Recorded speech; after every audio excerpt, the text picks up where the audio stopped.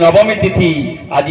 10 दौलर पूर्णाहुति 10 दौल फाल्गुन मासर 10 दौल कहीं ना दशमी ठू पूर्णमी पर्यंत दौल यात्रा एवं पूर्णमी परदिन आपंकर पृष्ठपक्ष प्रतिपद ठारू 10 दिन पर्यंत दौल हुए ताकू 10 दौल कह जाए पंचु दौल षष्ठ दौल सप्त दौल अष्ट दौल नव दौल 10 दौल आज 10 दौलर पूर्णाहुति होती समस्त निश्चित भाव मनस्कामना पूरण हम ये मोर अनुभव एवं यहाँ ही घटी बोल आनंद कबार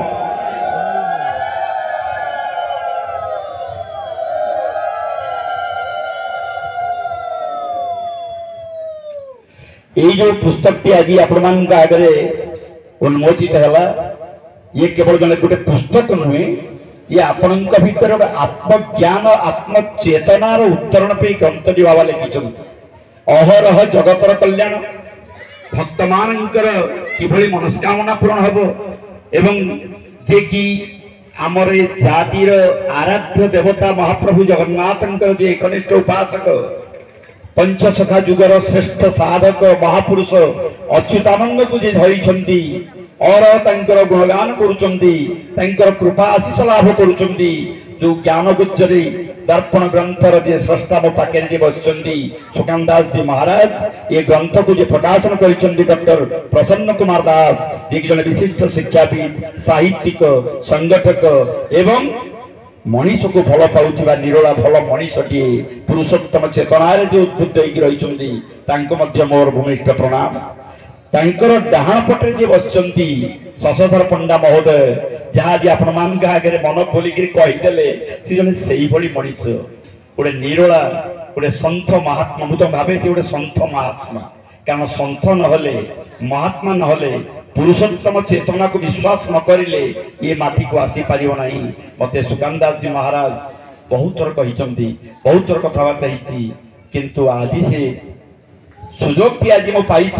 पादपद्म में पुणी थे भूमिष्ठ प्रणाम करुच्ची कारण से एभली एक महात्मा एभली जड़े मनीष भल मनीष मनीष को मनीष बड़ी बल पाउथिबा तांकर कृपा आशीष मो पर आज बरसिला एवं प्रमोद भाई माध्यम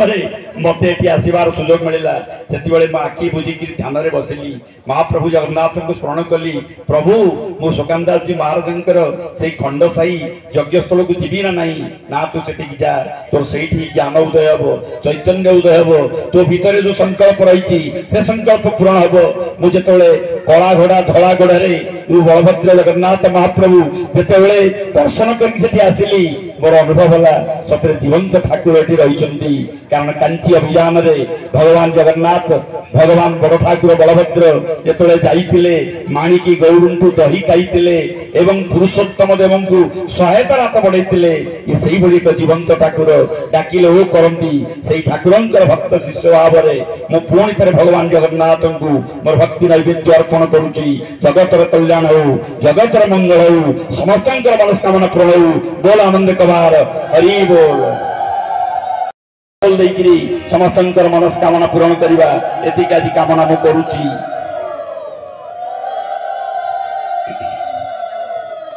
बंधुगण बाबांकर दुई पटे दुई दंडधारी जो धर्मदंड धरी जगत गुरु शंकराचार्य धर्मदंड धारण करी से आसिक तीन रथरे चारिपट जाक प्रदक्षिण करती नंदी घोष तालध्वज और गर्भ दलन रथ जिते मो ऑल इंडिया रेडियो और टीवी जो धारा विवरण दिए जिते मु शंकराचार्य को देखे से मो भीतर आसे जे दंडधारी जो दंड हूँ धर्मदंड कली जुगे जी दंड धरे धर्मदंड कह जाए स्वयं बाबा धर्मदंड धारण करिसेंती बाबा चेतना भितर जो धर्मर प्रचार करने संकल्प नहीं कम कथा नुहे कली जुगे सत्य नहीं कली जुगे धर्म नहीं कली जुगे मानविकता नहीं कली जुगे मनीषपणिया नहीं या रक्षा करने धर्म अर्थ काम मुख्य या चतुर्वर्ग फल सब श्रद्धा भक्त श्रद्धालु भक्त एवं शिष्यवर्ग भितर बांटापी जो संकल्प नहीं जो कर समस्ते से चेतनार उद्बुद्ध हे यही ज्ञान आज महाप्रभु जगन्नाथ मत तेणु ये क्षेत्र हूँ तीर्थ क्षेत्र ये क्षेत्र हूँ परम पावन क्षेत्र एठिक आपण मैंने आसी आपणकर चिंता चेतना विचारधारार कि परिवर्तन हम यही विचार मते आसुची भावना मते आसुची तेणु दुई पटरे दुई दुई जन चारि जन जगन्नाथ बलभद्र सुभद्रा सुदर्शन चतुर्धा विग्रह भाव जो धर्मदंड धारण करी धर्मर ध्वजा उड़े बाबांकर ध्वजा उड़े वासुदेव आश्रम ध्वजा उड़े निमाल मठ ध्वजा उड़े एवं निश्चिंत कोइली ब्लॉक एवं अभिव्यक्त कटक जिलार जो कार्यक्रम को आज सफल रूपायित करिसेंती समस्तंकर पाद पद्म रे ए सेवकर शतकोटी भूमिष्ठ प्रणाम शतकोटी भूमिष्ठ प्रणाम मां मानंकु बाबा मानंकु समस्तंकर कृपा आशीष कामना करी मोर बाणी को आरंभ करने को जाऊँगी। जय जगन्नाथ।